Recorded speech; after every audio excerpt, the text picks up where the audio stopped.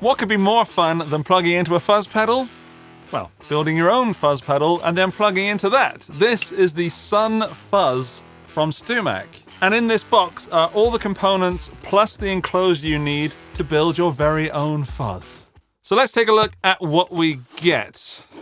Paper box, nice for recycling. How do I open it? There we go. Right, these are the best thing about Stewmac pedals, the instructions.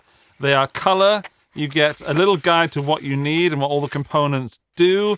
And then, of course, you get the step-by-step guide. And as part of this review video, I am going to follow these to the letter. So, if it tells me to do something in this book, I'm going to do it, which hopefully will result in a working pedal. Right, let's put that down for 1 second. We've got the labels, which will go on the enclosure at the end. Speaking of enclosure, there we are. It comes in pre-painted white or undercoat of white. Primer, that's the word I'm looking for. So yeah, it's white to begin with, and quite frankly, it might stay white because it's quite cold outside and too cold to spray paint. I might come up with something creative throughout the duration of this video, but here are all the components that you need.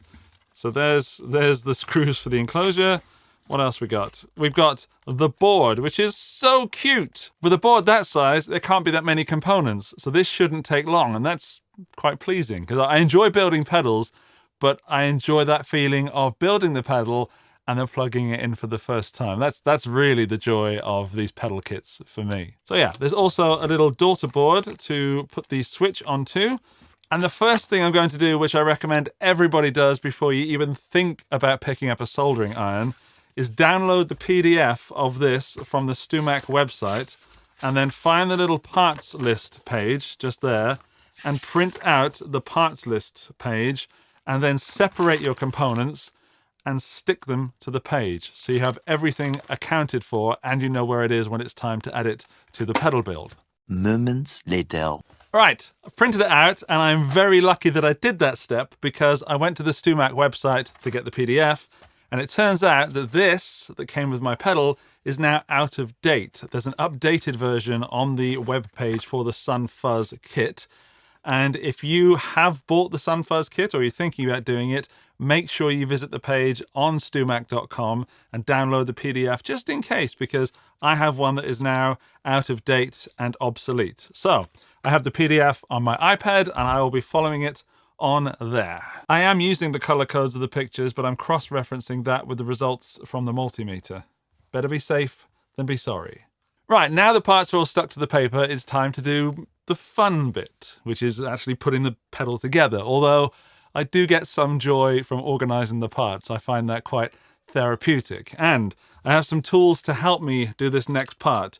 This is the Stewmac PCB holder. And although you don't need this, it is, I would call, the top of my nice to have list, because holding that board in there gives you two free hands. So yeah, I'd call it almost necessary. Second thing, of course, is solder or solder and a soldering iron. I've got a fancy one. And then we've got also a little leg bender. That's for bending parts on. I'll show you how to use that in a moment. And then finally, I guess, probably not finally, but the next thing is this little extractor fan that will suck away the fumes from the board as I'm soldering and put it through this carbon filter. It is also very important to have the window open when you're soldering. So I'm going to do that. PCB time. I have the board laid out in the same orientation as it is on the PDF, and I'm told first to put in the rectifier diode. This is when I get to show you my little bending tool. So what you do, rather than just trying to bend it around with your fingers, you find the smallest part it fits in, which is that one, get it in the middle, and bend it round. And then we have a diode with bent legs. And I'm going to do that for every part that requires to be bent. And make sure I get that around the right way. So there's a little line just there. I'm not going to take you through every step, but I am going to point out a few things like that. Next up are the transistors. The beauty of this holder is that I can just turn the board over and now it's ready to solder. I knew I'd forget a tool. It's these cutters to cut away the dead legs. Right, time to add the resistors. So now I'm really pleased that I did that earlier. This should be very simple. Looking good so far. And up next are the polarized capacitors. because these are polarized, we have to put them in the right direction. And this is one of the reasons I love the Stewmac instructions, is because in the instructions, you've got a picture which shows the little silver or gray or white strip just there. And also the positive leg is longer, and there's a little plus point just there, knowing that that's positive. So the other one, the shorter one, is negative. Great. Soldering time. On with the fan. I've got one capacitor left which is not polarized, and it doesn't matter which way you put it in, although it is normal to put it with text facing down. There we go. Trim pots, again, important you put the right one in the right place. For me, the 5K goes at the bottom and the 50K goes at the top. Next up is the lead wire, which Stewmac recommend you cut into 8 pieces, each 2.5 inches long. 2.5 inches is about 6.5 centimeters, and because they're generous, I'm going to mark it just there, cut one, and then cut the rest to this size. There's 8, and I've still got this much left. Another tool I haven't mentioned so far is this wire cutter trimmer. I'm not sure where I bought it, but it's made by Work Pro, and you can use this to trim the ends. And to make sure, I'll put all the links to all the things I use in the video description. Some will be from Stewmac, some will not. And these go in there. Now I've got a bit of that tape from the piece of paper, and I'm going to tape the wires to the board so that when I turn it over, they don't fall out. Soldering time. And the next 4 go down here in these 4 holes to join the breakout board. So wires are ready to go in. I've got the breakout board just here, and it's really important you put it in the correct way. So that says this side down, switch goes here. So we want this side. And we're putting these in the top. Now I've got another piece of masking tape, making sure those are tight in there, and I'm going to push that against there, turn the board so I can solder it, and I'll move it down so that you can see it. Next up, I need the remaining wire cut into 2 pieces of 4 inches. I'm just going to cut it in half. That is looking good. I've got 2 more pieces of wire just here, and that's going to go from these 2 connections up to the top of the board. Time to do the pots now, and to do that I have to show you the enclosure which my son has been working on in the next room. My 6-year-old boy has painted this. I told him it was called the Sun Fuzz, and this is what he came up with. And I think that's absolutely brilliant. So it's yellow and a bit of orange. I asked him to keep it light so the stickers will still show. Very happy with that, mate. Thank you. So you never know if this goes well. Could be Geek and Son. Right, let's do the pots. Over on the left, we've got the B1K, which will be on the right when it's the correct way up. And then the A250, just there. And what should be left is the B5K. First job is to put some isolating sticky stuff on it, one of these sticky pads. PCB addition time. Here's one I prepared earlier. Oh, I need to screw the pots to the enclosure. Whoops. Okay, these are not tightly done up. They're very loosely attached. Just keeps it in position whilst I add the board. There we go. So it feels quite tight, but it's not. Let's solder these bad boys. Now get this switch in. And apparently the way we do this, let's just move those to the side, is the same way as I did the pots. Now, popping that back in there so it's in the right place, moving that board over, and it should just slide down on top of there. Get in there, you beast. Right, and off we go for soldering again. That goes in there like that.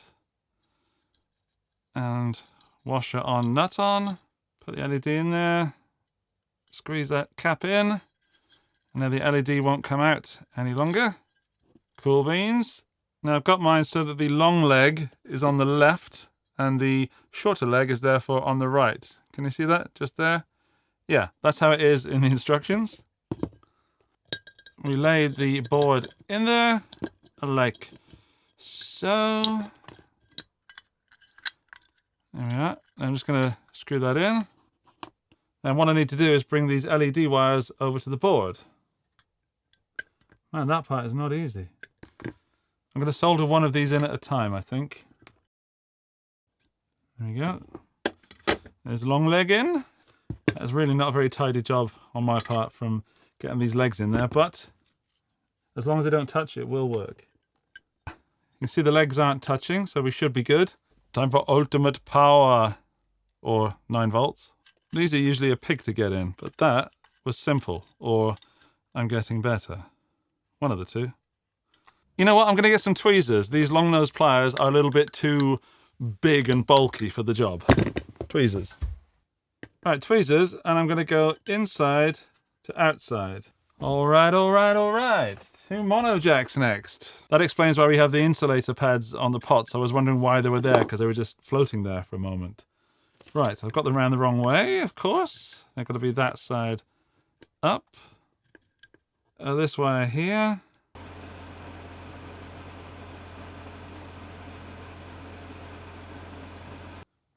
Well, apart from tightening everything up and screwing everything on properly, apparently that's it. So, I'll tighten everything up. Screw it. No, I'll test it. Another tool that I absolutely love are these rocket sockets from Pepper's Pedals. They are plastic wrenches, plastic sockets, so you can safely, without scratching, do up nuts and things like that. Another tool that you need is a flat-headed screwdriver to put the knobs on. Okay, stickers are on, and I'm surprised this is my weak point of doing things. You can see by the top there that they're not very straight, but they do the job. And honestly, I'm too excited to play it. So yeah, that's a danger when you build pedals, is you just want to play the thing. What I'll do now is tackle these trim pots. First up, the clean tone. I'll go to the Black Star St. James EL34, and then I'll go to this Laney Super Cub top. The Laney is going to be a bit crunchy. The Black Star will be clean.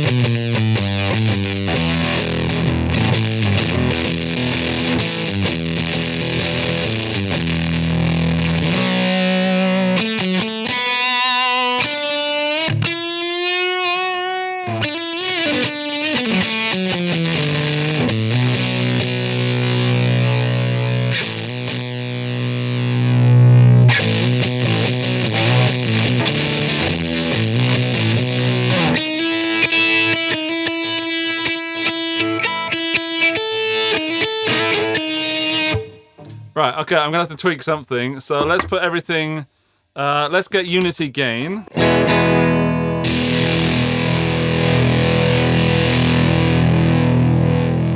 So tones in the middle, fuzz is in the middle. I think I'm about unity gain. Or not. The bias is really, really funny. I've got my screwdriver, and this is the clean, and this is the bias. So this should be, let's have a look at the book. So thin and brittle to thick and heavy, and the intensity of the fuzz from light to heavy.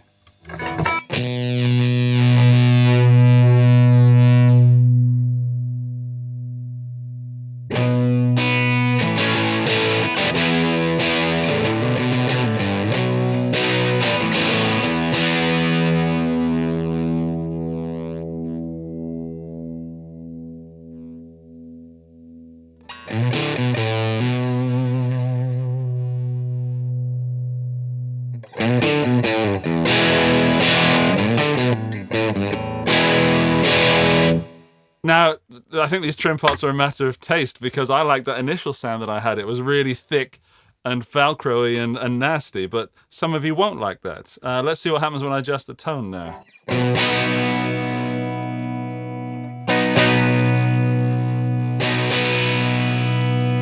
It's kind of putting hair on it. Okay? I like it. I don't think it's correct. So I'll play about with it a little bit more and get back to you in a moment. 1 hour later. Right, that's it. Trim parts are set. I'm happy that that's a sound that I like, and now I can fiddle around with the pedal. I'll admit, trim pots were confusing for me because nothing really sounded bad, just certain things sounded either better or more desirable.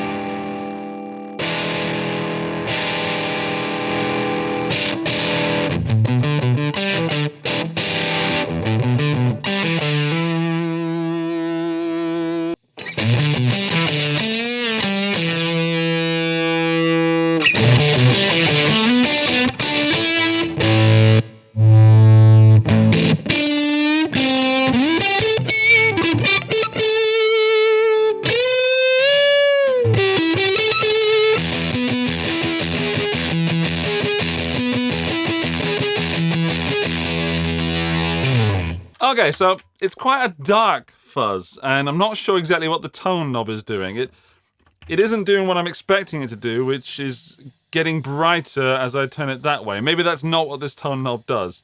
But if you hear it with the tone all the way down, and then I bring it up,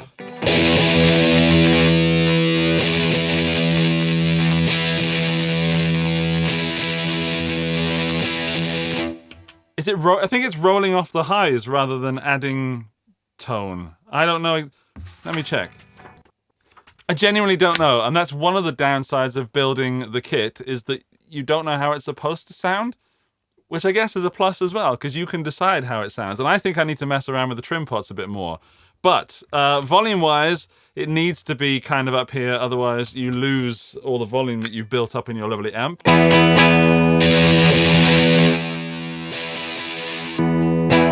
So, up there, it's too quiet. So it's behaving like a naughty little fuzz. And as for the fuzz knob, there's quite a range.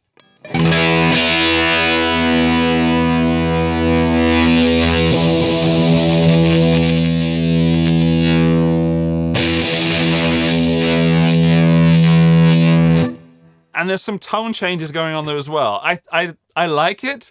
I think other people, some will like it, some won't. And those trim pots inside allow you to really just fine tune it. And if you know the pedal this is based on, which is the, what's it called? The analogman Sun Fuzz? No, this is the Sun Fuzz. Sunface, sorry. Sunface, Sun Fuzz, almost the same. As far as the build process goes, this is the most fun I've had yet because it was a super simple circuit. A little bit fiddly getting all the stuff in there, but generally the whole kit was really easy to work with. Yes, I did have the right tools, which does help, but I think it's for under $100, let's say, because the price changes depending on what sale is on. I had a lot of fun. My son really enjoyed doing the enclosure and couldn't believe that he was building a pedal with me. And once I've stopped the video, I'm going to show him this pedal and it's going to be his pedal. So if you have kids, then definitely get them involved with this kind of thing. If you don't, then you get to mess around with paints yourself, which was equally as fun. If you like fuzz and you like a little bit of a project, this is absolutely perfect. Links to all the stuff that I've used in this video are in the video description, and if you want to click there, that will subscribe you to the channel so you can get more from me. I will see you in the next one. Bye bye!